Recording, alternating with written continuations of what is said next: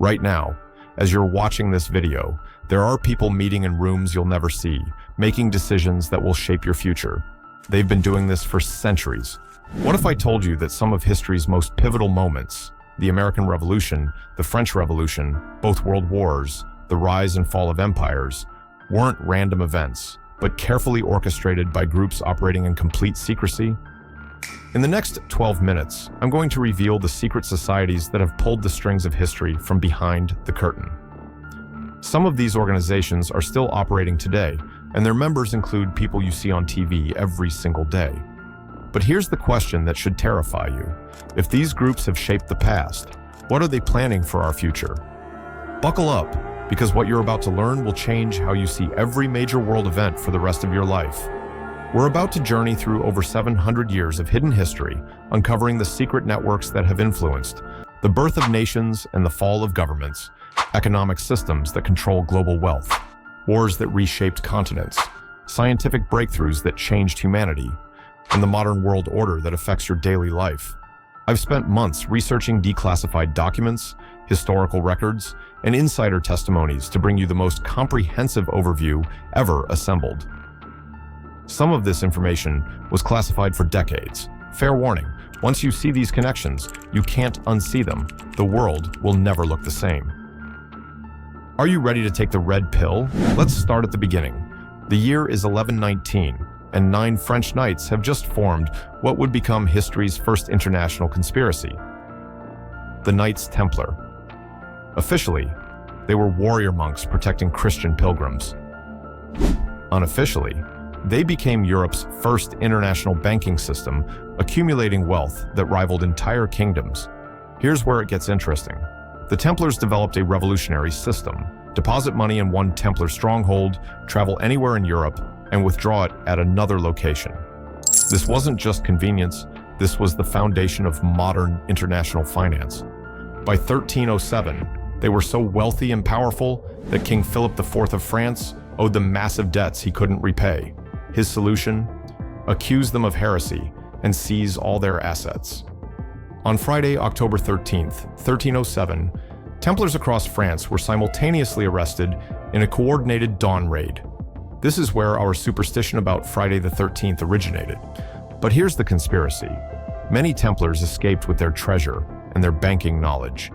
Some historians believe they fled to Scotland, where they influenced the formation of what would later become the Freemasons. What started as medieval stonemasons guilds evolved into something far more significant, a network that would literally reshape the modern world. Check this out. George Washington, Benjamin Franklin, Paul Revere, John Hancock, 14 of the 39 men who signed the Declaration of Independence were Freemasons. Coincidence? Not likely. The American Revolution wasn't just about tea taxes, it was coordinated through Masonic networks. Lodge meetings provided perfect cover for revolutionary planning. The same lodges that discussed stonework by day planned rebellion by night. The Boston Tea Party, organized primarily through the St. Andrew's Lodge, the communication networks that coordinated resistance across 13 colonies, Masonic messenger systems. But America was just the beginning.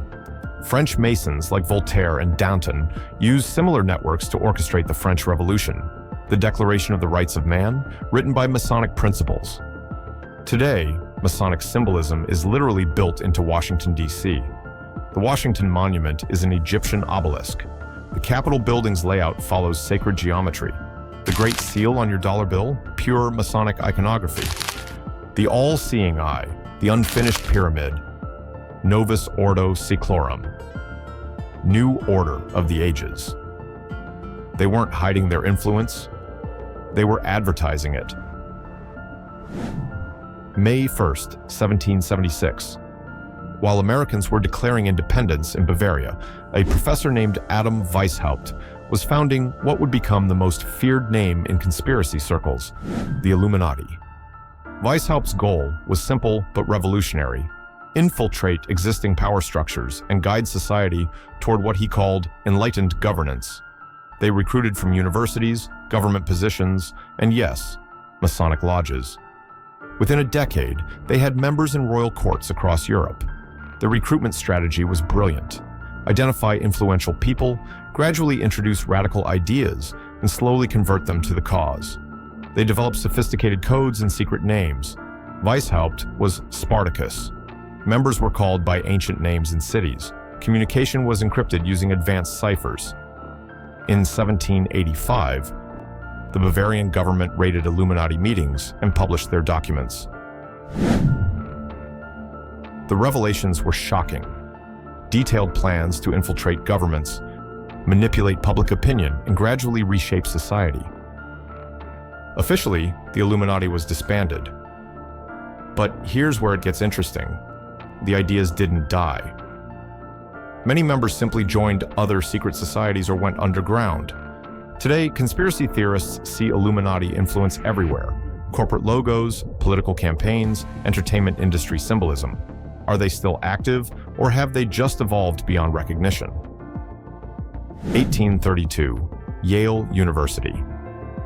A secret society forms that will produce more American presidents, CIA directors, and Supreme Court justices than any organization in history.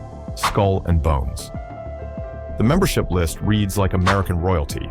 3 U.S. presidents, both Bush's and William Howard Taft, multiple CIA directors, Supreme Court justices, senators, and Fortune 500 CEOs. Each year, 15 Yale seniors are tapped for membership. The initiation rituals are bizarre. Members lie in coffins, confess sexual histories, and pledge absolute loyalty to fellow bonesmen. Here's where it gets suspicious. Bonesmen have been present at nearly every major American decision point.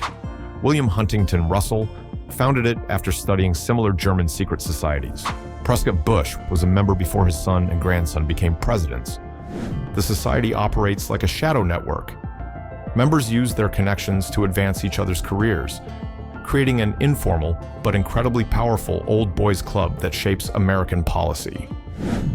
When George W. Bush faced John Kerry in 2004, both were bonesmen. When asked about their membership, both gave identical responses.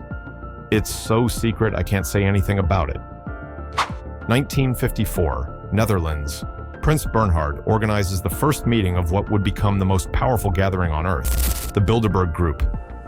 Every year, approximately 130 of the world's most influential people meet in absolute secrecy. No press allowed, no official records published. Attendees agree never to quote anyone or reveal what was discussed. Here's what's terrifying.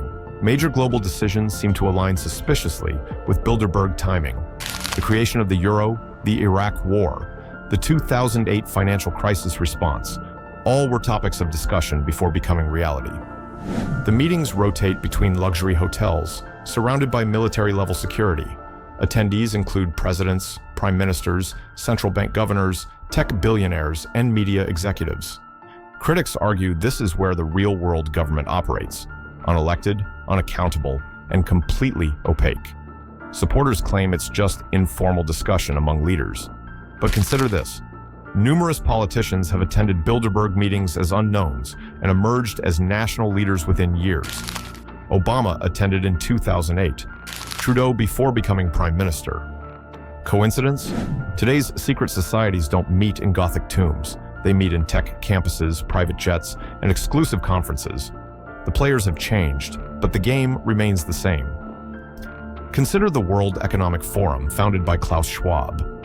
Every year, global elites gather in Davos to discuss the Great Reset and Fourth Industrial Revolution. Sound familiar? But the real power isn't in secret meetings, it's in algorithms. A handful of tech executives now control what billions of people see, think, and believe through social media platforms. Google's search algorithms influence what information you can find. Facebook's newsfeed shapes political opinions. YouTube's recommendations guide cultural trends. TikTok's algorithm influences global youth culture. When tech CEOs meet with government officials behind closed doors, when they coordinate content policies across platforms, when they collectively decide to deplatform individuals or organizations, isn't this the modern equivalent of secret society coordination? The symbols have changed from ancient geometry to sleek corporate logos, but the influence remains the same. A small group of individuals wielding disproportionate power over global events. So here we are. 7 centuries of secret societies, each claiming to work for humanity's betterment while operating in absolute secrecy. From medieval knights to modern tech moguls, the pattern remains consistent: small groups of connected individuals shaping major world events. The question isn't whether secret societies exist, it's whether their influence is beneficial or harmful. Are they coordinating positive change or manipulating events for their own benefit? Here's what I want you to do. Start noticing patterns. When major world events happen, ask who benefits. When policies change, investigate who is advocating behind the scenes. When cultural shifts occur, trace the funding sources. The antidote to secret influence is public awareness. Share this video if you found these connections eye-opening. Subscribe if you want more investigations into the hidden forces shaping our world. Most importantly, tell me in the comments, which secret society's influence surprised you most? And what modern organization do you think wields similar hidden power today? Remember, they operate in secrecy because transparency would limit their power. Your awareness is their weakness. Stay curious, stay questioning, and never stop seeking the truth behind the curtain. The puppet masters only succeed when the audience doesn't realize there are strings.